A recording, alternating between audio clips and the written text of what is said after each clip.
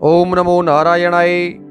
प्रस्तुत प्रसंग भविष्य पुराण के अंतर्गत लिया हुआ है और इसमें भगवान सूर्य नारायण और अरुण के बीच में संवाद है। भगवान सूर्य नारायण अरुण को पंच महायज्ञों के बारे में बताते हैं कि पंच महायज्ञ कौन कौन से होते हैं और श्राद्ध कितने प्रकार के होते हैं उसके बारे में बताते हैं कि श्राद्धों में भी सर्वश्रेष्ठ श्राद्ध कौन सा है, सबसे अच्छा श्राद्ध कौन सा है और वो श्राद्ध क्यों करना जरूरी है।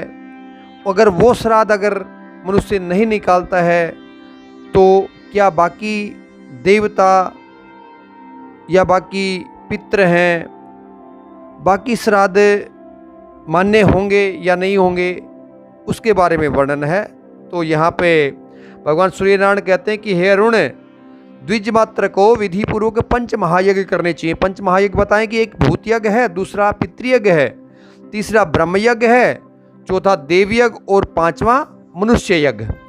अभी भूत यज्ञ बताते हैं कि बलि वैश्वदेव करना भूत यज्ञ है, पितरों के लिए तर्पण करना वो पितृयज्ञ हो गया, वेद पुराण शास्त्र गीता महाभारत रामायण आदि का अध्ययन अध्यापन या स्वाध्याय करना ब्रह्म यज्ञ बता दिया उन्होंने। देवताओं के लिए षोडशोपचार पूजन या ब्राह्मण के माध्यम से पूजन करवा करके हवन करना ये देव यज्ञ है। और पांचवा बताते हैं कि घर पे कोई भी अतिथि आता तो उसको सत्कार पूर्वक उसका आदर करके उसको भोजन से संतुष्ट कर देना, ये मनुष्य यज्ञ कहा है। तो 5 प्रकार के यज्ञ बताए हैं भगवान सूर्यनारायण ने।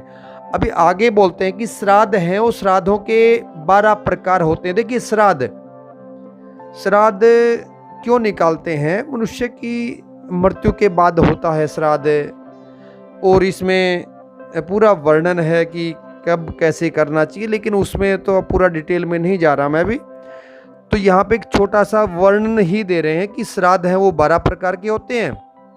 नंबर 1 नित्य, नंबर 2 नैमित्तिक, नंबर 3 काम्य, नंबर 4 वृद्धि, नंबर 5 सपिंडन, नंबर 6 पार्वण, नंबर 7 गोष्ठ, नंबर 8 शुद्धि, नंबर 9 कर्मांग, नंबर 10 दैविक, नंबर 11 औपचारिक और नंबर 12 सावत्सरिक श्राद्ध। ये बोलते हैं कि श्राद्ध ये 12 प्रकार के होते हैं। ये 12 प्रकार के श्राद्ध किस प्रकार से किस हिसाब से किए जाते हैं, ज़्यादा वर्णन की बजाय थोड़ा संक्षिप्त में लेता हूँ कि श्राद्धों को जो प्रतिदिन देखिए देवताओं को पूजा करते हैं हम, सुबह शाम जो त्रिकाल संध्या बोलते हैं, सुबह शाम दीवाबाती करते हैं, तो उस टाइम हमें पितरों को भी याद करते हैं। तो पितरों को याद करके और पितरों के निमित्त अगर तिल चावल जल दूध जो भी उनको अर्पण करेंगे या ओम सवधा पितृभय कह करके और जो नित्य उनको याद करके प्रतिदिन याद करेंगे तो वो नित्य श्राद्ध में माना जाता है। उसके बाद होता है एकोदिष्ट श्राद्ध। एकोदिष्ट श्राद्ध होता है, देखिए एकोदिष्ट श्राद्ध का किसी की मृत्यु हो जाती है तो मृत्यु के बाद 12 महीने, हर महीने उस आत्मा प्रेत आत्मा बन जाती है। वो प्रेत आत्मा के लिए निमित्त हर महीने उसके जो उसका मासिक तिथि आती है तो उस पर अगर ब्राह्मण भोजन करवाते हैं तो वो एकोदिष्ट श्राद्ध के नाम से जाना जाता है। उसके बाद काम्य श्राद्ध है, फिर ये अलग अलग हैं। फिर एकोदिष्ट श्राद्ध के बाद जो भी हैं ये गोष्ठ श्राद्ध आ गया कि मतलब गौशाला में जा कर के गौओं के निमित्त गौओं के लिए जो भी श्राद्ध क्रिया की जाती है, गौओं को हरा चारा वगैरह खिलाते तो दैट इज नोन एज गोष्ठ श्राद्ध।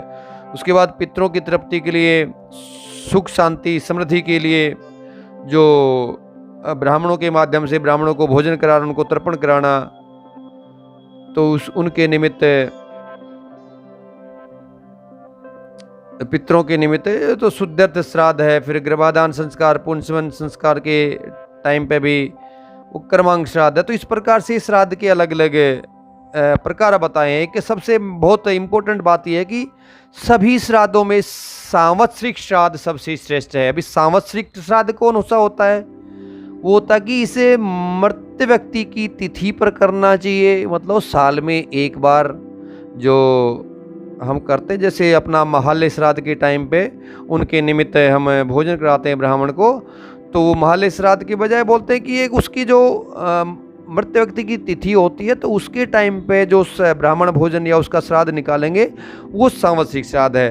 तो देखिए इस श्राद्ध की कितनी बड़ी महिमा है। जो व्यक्ति सांवत्सरिक श्राद्ध नहीं करता, ध्यान दीजिए महाराज, नहीं करता, उसकी पूजा न मैं ग्रहण करता हूँ। ये चीज कौन कर, ये बात कौन बता रहे हैं? सूर्यनारायण भगवान बता रहे हैं। किसको बता रहे हैं? अरुणदेव को बता रहे हैं। अगर जो व्यक्ति सांवत्सरिक श्राद्ध नहीं करता, सांवत्सरिक श्राद्ध क्या हुआ? किसी मृत व्यक्ति की मृत्यु तिथि पर अगर नहीं करता तो उसकी पूजा न मैं ग्रहण करता हूं, न विष्णु, न ब्रह्मा, न रुद्र, न अन्य देव ही ग्रहण करते हैं। इसलिए प्रयत्न पूर्वक प्रत्येक वर्ष मृत व्यक्ति की तिथि पर सांवत्सरिक श्राद्ध करना चाहिए। जो व्यक्ति माता पिता का वार्षिक श्राद्ध नहीं करता है वह घोर तामिस्त्र नामक नरक को प्राप्त करता है और अंत में शुकर योनि में उत्पन्न होता है। तो इसलिए बड़े ध्यान देने योग्य बात है महाराज। ये सांवत्सरिक श्राद्ध अपने स्पेशली 3 पीढ़ी नहीं कर पाते तो कम से कम माता की जो पिता की सांवत्सरिक श्राद्ध उसका अवश्य करना चाहिए। उसके बाद अरुण भगवान सूर्यनारायण से पूछते हैं कि भगवान जो व्यक्ति माता पिता की मृत्यु की तिथि, मास और पक्ष को नहीं जानता उस व्यक्ति को किस दिन श्राद्ध करना चाहिए ताकि वो नरक का भागी न बने? तो बोलते हैं कि जो व्यक्ति ऐसे तिथि नहीं जानता तो उस व्यक्ति को अमावस्या के दिन सांवत्सरिक श्राद्ध करना चाहिए। कभी कभी परिवारों में भूल जाते हैं तो अमावस्या का, जैसे कि स्कंद पुराण में भी बताया है कि पितरों की तृप्ति जो संवाद है, मैंने पहले वीडियो डाला था पितरों की तृप्ति कैसे होती है, उसमें वर्णन है पूरा। तो अमावस्या और उसके बाद महालय श्राद्ध करते जो इसमें पितृपक्ष में जाता है वो 1 साल तक चलता है। अमावस्या का अमावस्या से अमावस्या तक चलता है और महालय श्राद्ध वाला पितृपक्ष वाला वो साल से साल तक चलता है। उसके बाद बोलते हैं कि मार्गशीर्ष और माघ मास की महिमा बहुत सारे पुराण में लिखा है। माघ मास की पितरों की महिमा बहुत बड़े उसमें दिया हुआ है। तो उसमें तो बोलते हैं कि उसमें अगर पूजा पितरों की हो जाए तो पितर अति प्रसन्न होते हैं और पितृ गो तथा ब्राह्मण ये मेरे अत्यंत इष्ट हैं। इष्ट सूर्यनारायण भगवान कहते हैं पितृ गो और ब्राह्मण सूर्यनारायण भगवान के भी इष्ट है, अतः विशेष भक्तिपूर्वक इनकी पूजा करना चाहिए।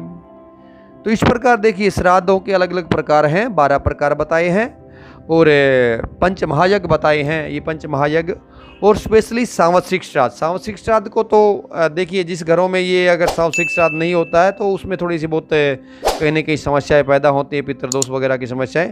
तो ये सांवत्सरिक श्राद्ध को अवश्य आप निकालना शुरू कीजिए। ओम नमो नारायणाय।